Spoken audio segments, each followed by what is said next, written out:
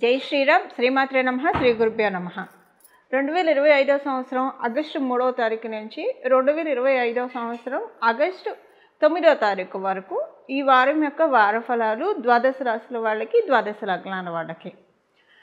గోచర గ్రహస్థితులు మొదటగా ఏ రాశుల్లో గోచర గ్రహస్థితులు ఉన్నాయో మనం చూద్దాం. మిథున రాశిలో దేవగురువైన బృహస్పతి వారు, అలాగే దైత్య గురువైన శుక్రాచార్యుల వారు సంచారము. కర్కాటక రాశిలో సూర్యనారాయణమూర్తి వక్రించిన బుధ భగవానుడితోటి కూడిన సంచారము. సింహరాశిలో కేతుదేవుని సంచారము. కన్యా రాశిలో కుజ భగవానుడి సంచారం, మంగళ సంచారము. కుంభరాశిలో రాహు భగవానుడి సంచారము. మీనరాశిలో వక్రించిన శనీశ్వరుడి సంచారము. ఈ వారము ఇవి గ్రహస్థితులు. అయితే ఈ వారము ఈ గ్రహస్థితుల్లో ఉన్న సిగ్నిఫికెంట్ పాయింట్, 2 గ్రహాలు వక్రించి ఉన్నాయి. కర్కాటక రాశిలో బుధ భగవానుడు వక్రించి ఉన్నాడు. మీన రాశిలో శనీశ్వరుడు వక్రించి ఉన్నాడు. కర్కాటక రాశి, మీన రాశి ఈ 2 మనం చూస్తే ఈ 2 కూడా జలతత్వ రాశులే. జలతత్వ రాశుల్లో ఒక మేజర్ ట్రాన్సిటింగ్ ప్లానెట్ శనీశ్వరుడు తాత్కాలికంగా వక్రించి ఉన్నాడు. అలాగే బుధ భగవానుడు కర్కాటక రాశిలో వక్రించి ఉన్నాడు. జలతత్వ రాశులు ఇప్పుడు ఈ వారం చాలా యాక్టివ్గా ఉన్నాయి. జలతత్వ రాశులు యాక్టివ్గా ఉండడం వల్ల ఏం జరుగుతుంది? అందులో బుధుడు ఇక్కడ వక్రించాడు. బుధుడు వక్రించి ఉండడం వల్ల ఇక్కడ ఏం జరుగుతుంది? 2 జలతత్వ రాశులు బలంగా ఉన్నాయి. ఇక్కడ సంచారం చేసే ఈ 2 గ్రహాలు కూడా వక్రించి సంచారం చేస్తున్నారు. జలతత్వ రాశుల్లో 2 గ్రహాలు వక్రించి సంచారం చేసుకోవడం డెఫినెట్గా ఒక ఇంపాక్ట్ క్రియేట్ అవుతుంది. కాకపోతే అది కూడా బ్యాడ్ ఉంటుంది. సో ఇప్పుడైతే ఈ వక్రగతి డెఫినెట్గా పాజిటివ్ ఇంపాక్ట్ని ఇండికేట్ చేస్తూ ఉంది. అసలు ఇది ఎందుకు పాజిటివ్ ఇంపాక్ట్ క్రియేట్ చేస్తుంది? దానికి కారణం ఏంటి? ఫస్ట్ పాజిటివ్ ఇంపాక్ట్ ఏ విషయంలో? లిబరేట్ చేస్తూ ఉంది, అందరినీ లిబరేట్ చేస్తూ ఉంది. ఇది ఎవరెవరికి ఏ విషయాల్లో అయితే బాగా టఫ్గా ఉందో ఆ విషయాల్లోంచి లిబరేట్ చేసే కైండ్ ఆఫ్ ట్రాన్సిట్ అని చెప్పచ్చు, కాంబో అని చెప్పచ్చు. దానికి కారణము మనకి పరాశర సంహితలో ధర్మ త్రికోణాలు, అర్ధ త్రికోణాలు, కామ త్రికోణాలు, మోక్ష త్రికోణాలు అని చెప్పబడి ఉంది. అందులో మోక్ష త్రికోణాల్లో ఈ 2 గ్రహాలు సంచారము. అంటే చతుర్థ స్థానము, అష్టమ స్థానము, ద్వాదశ స్థానము, ఈ 3 4, 8, 12 ఈ 3 కూడా మోక్ష త్రికోణాలు. ఇప్పుడు మనము కాలపురుషుడి కుండలిలో నుంచి మనం చూస్తే కర్కాటక రాశి చతుర్థ స్థానం అయింది, 4వ స్థానం అయింది. మీన రాశి 12వ స్థానం అయింది, వ్యయభావం అయింది. ద్వాదశ స్థానం అంటాం, వ్యయస్థానం అంటాము, మోక్ష స్థానం అంటాము. ఇలాగ మనం రకరకాలుగా చెప్తాం పరాశర సంహితను అనుసరించి. ఇప్పుడు ఇక్కడ ఉన్న సిగ్నిఫికెన్స్ ఏంటంటే మోక్ష త్రికోణాలు జలతత్వ రాశులు చాలా బలంగా ఉండడము ఒక మంచి ఇంపాక్ట్ని క్రియేట్ చేస్తుంది. అందరికీ యూనిక్గా వర్తించే విషయాలు ఏంటంటే ఒక 3-4 నెలలుగా చూస్తే మనం ఒక 3-4 నెలలు, ఒక 5 నెలల నుంచి వేసుకోవచ్చు. అందరికీ యూనిక్గా కొంచెం ఫైనాన్షియల్గా ఎంత చేయి తిరిగిన వాళ్ళైనా కావచ్చు. ఇప్పుడు ఎంత చెట్టుకు అంత గాలి అన్నట్టు ఎవరి పొజిషన్కి తగ్గట్టు వాళ్ళ బర్డెన్స్ వాళ్ళకు ఉంటే డెఫినెట్గా ఇది మనందరం అంగీకరించాల్సిన విషయము. ఇలాగా ఫైనాన్షియల్గా కొంచెం ఒక్కసారి ఫ్రీజ్ అయిపోయినట్లు, కొంచెం అలాగని ఫ్రీజ్ అయిపోయిందంటే ఏదో వెళ్ళి ఒకళ్ళ దగ్గర చేయి చాపాల్సిన పరిస్థితి అలా కూడా కాదు.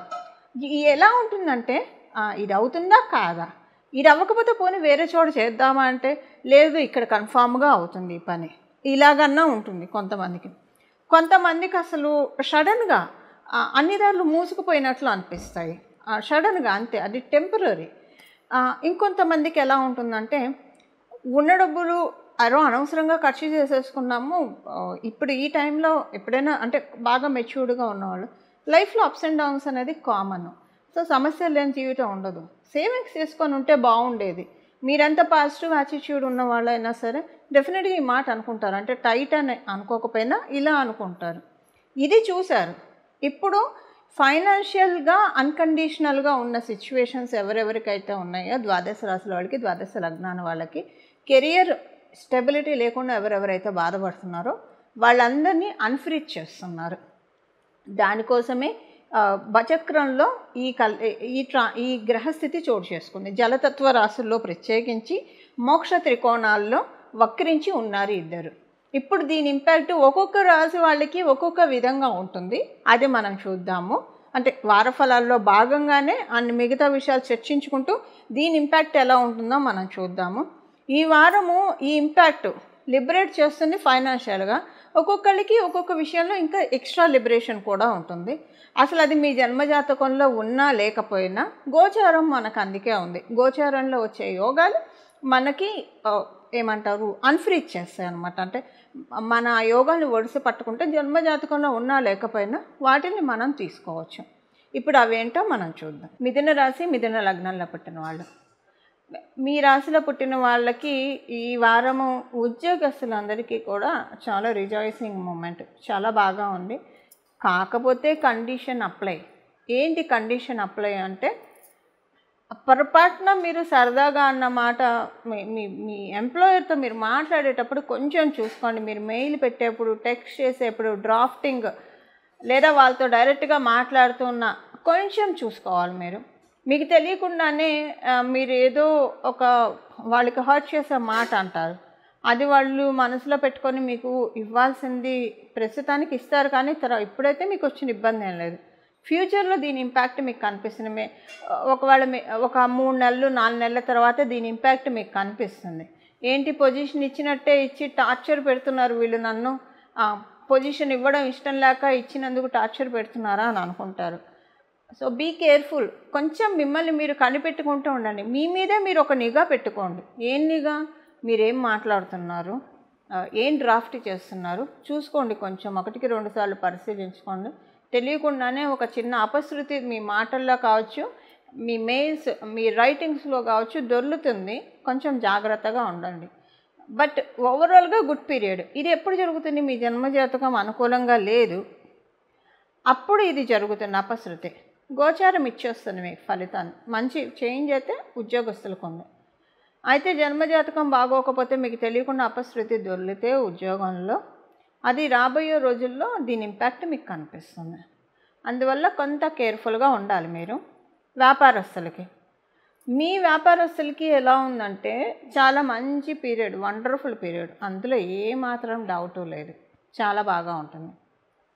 అయితే వ్యాపారస్తులకి ఇంట్లో వాళ్ళతో లేదా బంధువర్గంలో ఉన్న వాళ్ళతోటి ఆర్గ్యుమెంట్స్ జరుగుతాయి.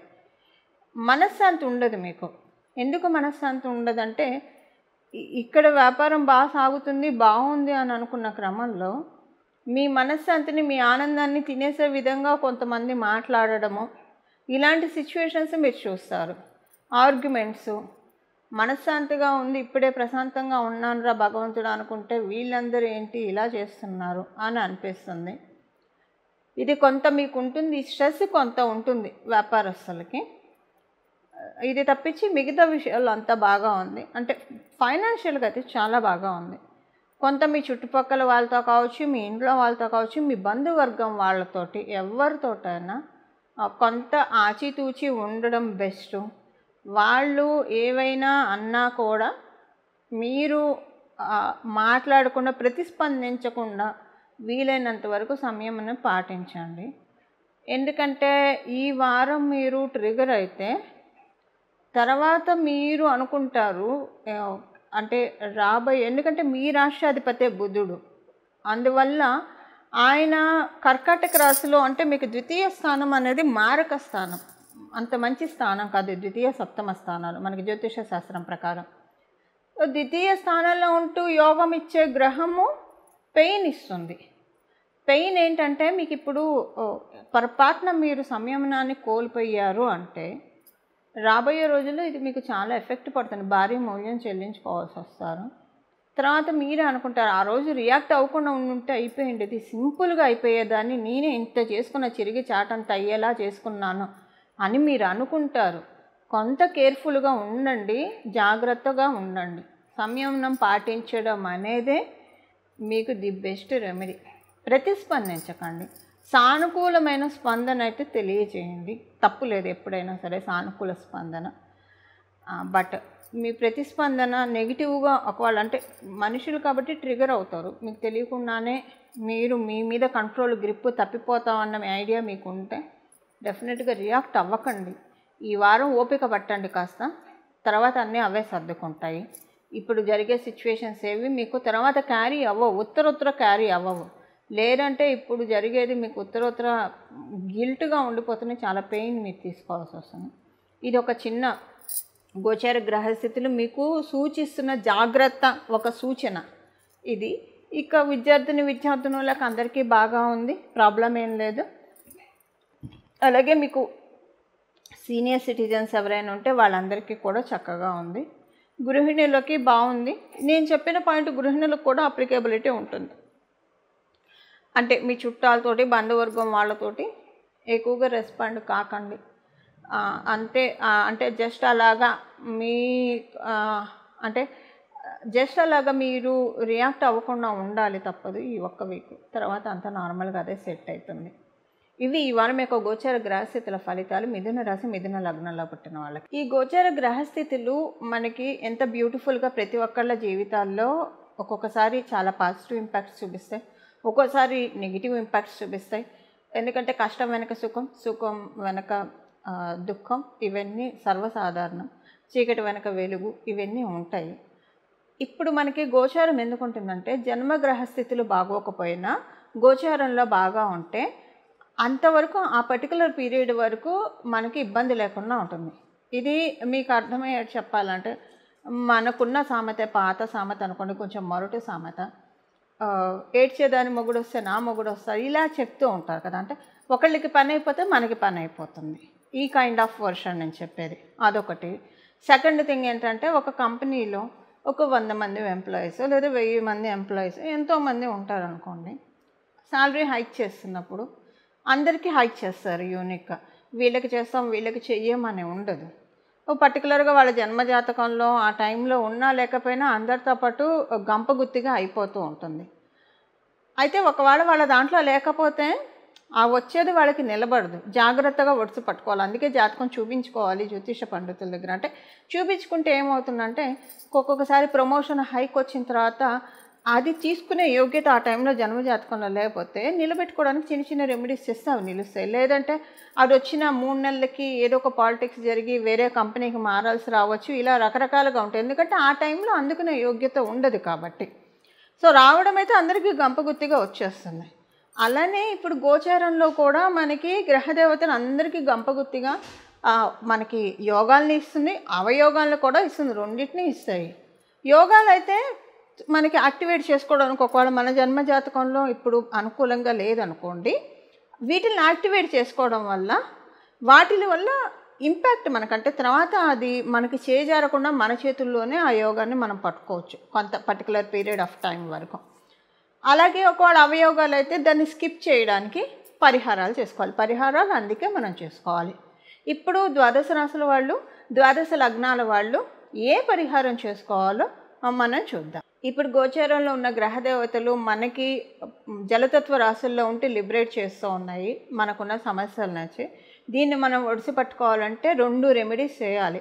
ఈ 2 రెమెడీస్, ఒకటి ప్రాక్టికల్ రెమెడీ, ఒకటి ఆధ్యాత్మిక పరంగా ఉన్న రెమెడీ. మొదట మనం ఆచరణలో చేయాల్సిన అంశం మనం చూద్దాం, ప్రాక్టికల్ రెమెడీ మనం చూద్దాం. అసలు ఎప్పుడు కూడా ఇది మనం పాటించాలి. ప్రత్యేకించి ఈ వీక్ వాటర్ కన్జంప్షన్ చాలా జాగ్రత్తగా వాడాలి. ఒక గాజు బొమ్మ మనం ఎంత ఉంటే ఒక కాస్ట్లీ గాజు బొమ్మ మన ఇంట్లో ఉంటే దాన్ని తుడిచేప్పుడో లేదా అటు నుంచి ఇటు ప్లేస్ మార్చేప్పుడో ఎంత కేర్ఫుల్గా మనం హ్యాండిల్ చేసి ఇంకో చోట పెడతామో, గోచారంలో వచ్చే యోగాలు అలాంటివి. అస్సలు మీరు ఏమరపాటుగా ఉండకండి. ఎందుకు చెప్తున్నానంటే నీళ్ళు ఎక్కువగా వృధా చేసే అలవాటు మనకు తెలియకుండానే ఉంటుంది. బ్రష్ చేసుకునేప్పుడు ఆ షింకు తిప్పేస్తాము, నీళ్ళు బోళ్ళన్ని పోతూనే ఉంటాయి, మనం కడుక్కునే లోపల పోతూ ఉంటాయి. సో నీళ్ళు ఎక్కువగా కన్జ్యూమ్ చేయకుండా, వృధా చేయకుండా ఉండాలి. కన్జ్యూమ్ చేయొచ్చు, అవసరమైనంత వరకే మనం నీటిని వాడాలి. నీటిని వృధా చేస్తే ఇప్పుడు లేనిపోని కష్టాల్లో ఊబిలోకి పడే అవకాశం కూడా ఉంటుంది. ఇది ప్రాక్టికల్ రెమెడీ. ఇది మంచిది కూడా కదా. మనం వాటర్ని ఎక్కువగా మనకున్న న్యాచురల్ రిసోర్సెస్ని మనం కాపాడుకోవాలి. ప్రకృతి వనరుల్ని మనం కాపాడుకోవాలి. కాపాడుకోకపోయినా పర్లేదు కానీ పాడు చేసే హక్కు అయితే మనకి లేదు. ఇక్కడికి మనం వచ్చింది రెంట్ కోసం వచ్చాము భూమి మీద. భగవంతుడు ఇచ్చిన వాటంటే మనందరం ఒక గెస్ట్లం కదా. సో వీటన్నిటినీ మనం ఒక బాధ్యతాయుతంగానే మనం వాడుకోవాలి. వాటరు చాలా, మీరు జలాన్ని చాలా బాధ్యతాయుతంగా వాడుకోవాలి. ఈ వారము అసలు ఎప్పుడు కూడా ఇది ఈ వారం నుంచి మొదలుపెట్టి ఇంక ఇదే ఒకవేళ మరీ ఎక్కువగా వాడకపోయినా మనకి తెలియకుండా మనం జాగ్రత్తగా వాడుకునే వాళ్ళమని మనకి తెలియకుండానే కొంచెం వృధా చేస్తూ ఉంటాం. సో ఎక్కడ వృధా చేసుకుంటున్నామో అటెన్షన్ పే చేసి మ్యాక్సిమం వాటర్ వృధా కానియకుండా ఇక్కడి నుంచి ఇంక ఇది కంటిన్యూ చేస్తూ ఉంటే ప్రకృతికి మనకి మనం తోడ్పాటును అందించిన వాళ్ళం అవుతాము. సైడ్ బై సైడ్ మనకి బ్లెస్సింగ్స్ కూడా నేచర్ నుంచి వస్తాయి. ప్రకృతికి మనం ఎప్పుడైతే తోడ్పాటును అందిస్తామో డెఫినెట్గా నేచర్ కానీ దేవుళ్ళు కానీ మనం రవ్వంతో ఏం చేసినా సరే ఇది మళ్ళీ మన కోసం మన ఫ్యూచర్ జనరేషన్స్ కోసమే, ఇదేం భగవంతుడి కోసం కాదు. అయినా మనం ఇలా చేస్తే భగవంతుడు కావచ్చు, నేచర్ కావచ్చు, మనం వాళ్ళకి ఏం చేస్తే దానికి 10 ఇంతలు మనకి చేస్తారు. వీలుంటే ఇక్కడ ఇది ఒకటి చేయాలి. సెకండ్ రెమెడీ ఏంటంటే మీకు వీలుంటే కనుక చెట్లని నాటండి. ఎక్కడైనా సరే మొక్కల్ని నాటడానికి ప్రయత్నించండి. మీకు ఎక్కడ వీలు కుదిరితే అక్కడ మొక్కల్ని నాటడానికి ప్రయత్నించండి. ఉదాహరణకి మీకు మొక్కలు నాటడానికి అవకాశం కుదరకపోతే, అంటే మీకు ప్లేస్ చిక్కకపోతే ఇంట్లో అయినా ఒక మంచి కుండీలో తెచ్చి ఒక ప్లాంట్ని పెట్టుకోండి. లేదా అసలు మీకు అవకాశం లేకపోతే మొక్కలు నాటినా నాటకపోయినా ఇప్పుడు మనం తెలుసుకోబోయే ఈ నామాన్ని జపించండి. ఈ నామాన్ని జపించడము నీటిని సద్వినియోగం చేసుకోవడం, దుర్వినియోగం కాకుండా మన ఇంట్లో వాళ్ళు కావచ్చు, మనం కావచ్చు, దుర్వినియోగం చేసుకోకుండా, నిరుపయోగం చేసుకోకుండా జాగ్రత్తగా ఉండడము. అలాగే మొక్కల్ని నాటితే చాలా మంచిది. ఈ వీక్ మొక్కల్ని నాటి మనం ప్రకృతికి ఎంత తోడ్పాటును అందిస్తే అంత మనకి. అంటే మొక్కలు ఎందుకు నాటుతాము? ఆక్సిజన్ కోసం, ఊపిరి పీల్చుకోవడానికి. మన జీవితంలో ఊపిరాడని సిచ్యువేషన్స్ మనం చూస్తూ ఉంటాము, అందరూ చూస్తూనే ఉంటారు, ఎవరు దీనికి అతీతులు కాదు. అలాంటి సిచ్యువేషన్స్, అలాంటి పరిస్థితులు మనకి రాకుండా ఎప్పుడు మనం అమ్మయ్యాన్ని ఊపిరి పీల్చుకునే విధంగా మన జీవితం కొనసాగాలి అంటే ప్రకృతికి మనం వీలైనంత వరకు తోడ్పాటును అందించాలి. ఇప్పుడు దీనికి రైట్ టైం, ఎప్పుడూ దానికి రైట్ టైం. మంచి పనికి ఎప్పుడు సర్వకాల సర్వావస్థలు మంచివే. ప్రత్యేకించి ఒక మంచి అమృత గడియలు అనేవి ఉంటాయి మనకి. ఇప్పుడు మొక్కలు నాటడానికి అమృత గడియలు అంటే నమ్మండి. చక్కగా నాటండి మొక్కలు. మంచి పని చేద్దాము, శ్రీకారం చూడదాము. మొక్కలు నాటిలా మీరు ఈ నామాన్ని జపించుకుంటే ఇంకా మంచిది. నాటిన వాళ్ళు ఖచ్చితంగా ఈ నామాన్ని జపించుకోవాలి. ఆ నామం ఏంటో మనం ఇప్పుడు చూద్దాం. గంగాధరాయ నమః, గంగాధరాయ నమః, గంగాధరాయ నమః. ఈ నామాన్ని మొత్తం జపిస్తూ ఉండండి. మీరు రాత్రి పడుకునేప్పుడు మర్చిపోకుండా దీంతో పాటు గంగానది గంగానది గంగానది అని చెప్పుకుంటూ పడుకోండి. 3 సార్లు, ముమ్మార్లు. ఉదయాన్నే లేస్తూ మొదట గణపతిని తలుచుకోవాలి. గజాననాయ నమః, గజాననాయ నమః, గజాననాయ నమః. ఎందుకంటే మొదట పూజ్యత ఆయనకే కాబట్టి. తర్వాత ఉదయాన్నే లేస్తూ కూడా మీరు మంచం మీద కూర్చొని చెప్పుకోవచ్చు, గంగానది గంగానది గంగానది. ఇది మనకి శివపురాణంలో ఉన్న విషయము. ఎవరైతే రాత్రి పడుకునేప్పుడు శివనామస్మరణం మనం చేయాలి. ఉదయాన్నే లేస్తూ హరినామస్మరణం మనం చేయాలి. దాంతోపాటు గంగానదిని రాత్రి పడుకునేప్పుడు, ఉదయం లేచేప్పుడు ఎవరైతే స్మరిస్తారో వాళ్ళకున్న అన్ని పాతకాలు నశిస్తాయి. అంటే మన సిన్స్ అన్నీ కూడా కరిగిపోయి మనము మంచి డెవలప్మెంట్ మోడ్లోకి వెళ్తాము. అలాగే మన చేత ధర్మకార్యాలు, పుణ్యకార్యాలు, దేవకార్యాలు భగవంతుడు మనని నియమించి మన చేత చేయిస్తాడు అనడంలో ఏమాత్రం సందేహం లేదు. ఈ నామాన్ని రాత్రి పడుకునేప్పుడు గంగానది గంగానది గంగానది, ఉదయాన్నే లేస్తూ కూడా ఈ నామాన్ని జపించడం. అలాగే ప్రతిరోజు కూడా గంగాధరాయ నమః, గంగాధరాయ నమః, గంగాధరాయ నమః అనే నామాన్ని జపించి మనమందరం కూడా గంగాధరుడు శశిశేఖరుడైన పరమశివుడి యొక్క కృప వల్ల జలతత్వ రాశులు బలంగా ఉన్నాయి కాబట్టి ఎప్పుడు నిత్యం ఆయన నెత్తిన ఉన్నంత జలం ఎక్కడ ఉండదు. సో ఆకాశ గంగనే ఆయన జటాజూటంలో బంధించాడు. ఇక్కడ మనం జలతత్వ రాశులు అంటే ఆయన జటాజూటమని నా భావన. మనం ఇలాగ స్మరిస్తే కనుక చాలా చక్కటి ఫలితాలు వస్తాయి.